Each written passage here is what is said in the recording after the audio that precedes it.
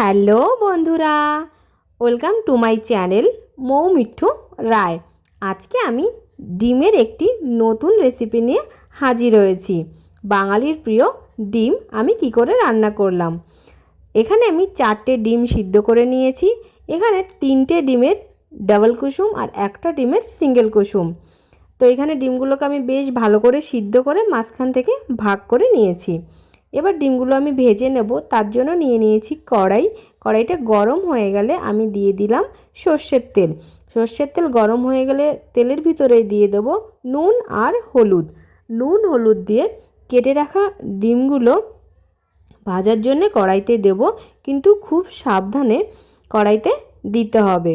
আর এই ডিমগুলো উল্টো পাল্টে ভেজে নিতে হবে। খুব সাবধানে উল্টে পাল্টে ডিমগুলো ভেজে নিতে হবে, না হলে ডিম থেকে কুসুম বাইরে বেরিয়ে যেতে পারে, যেহেতু ডিমগুলো মাঝখান থেকে কাটা আছে। তো 2-3 মিনিট সময় ধরে আমি ডিমগুলো বেশ ভালো করে ভেজে নিয়েছি, আর একটা ডিমের কুসুমও বাইরে বেরোয়নি। ডিমগুলো ভেজে নিয়ে এবার আমি কড়াই থেকে তুলে নিলাম। কড়াইতে যে তেল রয়েছে ওই তেলের ভিতরে আমি এবার দিয়ে দিলাম সিদ্ধ করে রাখা আলু, মানে হাফ সিদ্ধ করে রেখেছি, পুরো সিদ্ধ হয়নি, হাফ সিদ্ধ করে রাখা আলু দিয়ে দিয়েছি। আলুতে এবার দিয়ে দেবো নুন আর হলুদ।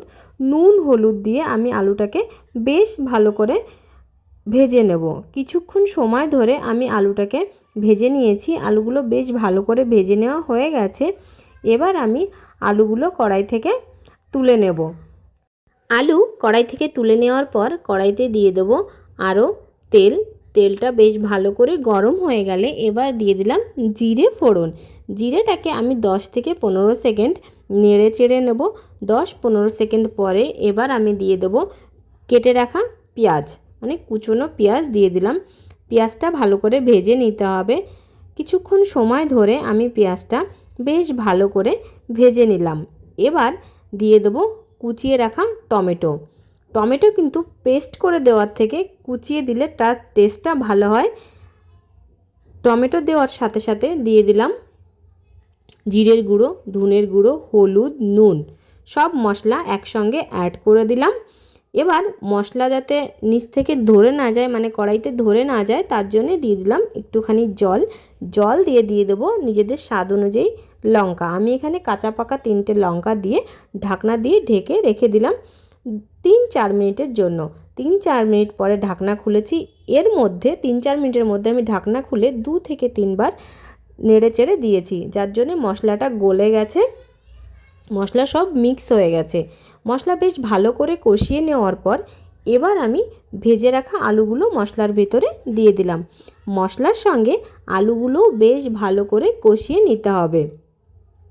কিছুক্ষণ সময় ধরে আলু আর মশলা কষিয়ে নেওয়ার পর এবার আমি দিয়ে দেবো জল। জল দিয়ে কিছুক্ষণ সময় ধরে রান্না করতে হবে। আজকে আমি যেমন এখানে ডবল কুসুমের ডিম রান্না করছি, তোমরা কারা কারা ডবল কুসুমের ডিম রান্না করেছো বা খেয়েছো আমাকে কমেন্ট করে জানিও।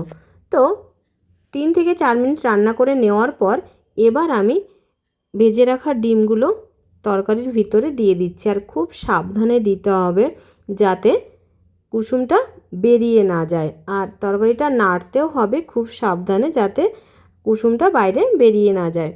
তো ডিম দিয়ে 2 মিনিট আমি রান্না করেছি। 2 মিনিট রান্না করে নেওয়ার পর এবার দিয়ে দিয়েছি কেটে রাখা ধনেপাতা। ধনেপাতা অপশনাল, হাতের কাছে থাকলে দেবে, না থাকলে না দেবে, কোনো ব্যাপার নেই। ধনেপাতা দিয়ে আমি আরও 1 মিনিট রান্না করে নিয়েছি। 1 মিনিট পরে আমি দিয়ে দেব গুঁড়ো গরম মশলা। গরম মশলা দিয়ে খুব সাবধানে আলতো হাতে তরকারিটা নেড়ে দিতে হবে। গ্যাস অফ করে আমি ঢাকনা দিয়ে রেখে দেব 2 থেকে 3 মিনিটের জন্য। 2-3 মিনিট পরে ঢাকনা খুললেই রেডি আলু ডিমের ঝোল বা তরকারি। দুপুরবেলা গরম ভাতের সঙ্গে যদি আলু ডিমের এই রেসিপি থাকে তাহলে বাড়ির সবাই ভাত এক মুঠো বেশিই খাবে। রেসিপিটি ভালো লাগলে লাইক, শেয়ার, কমেন্ট করবে। সবাই ভালো থাকবে, সুস্থ থাকবে। আজকের মতো টাটা।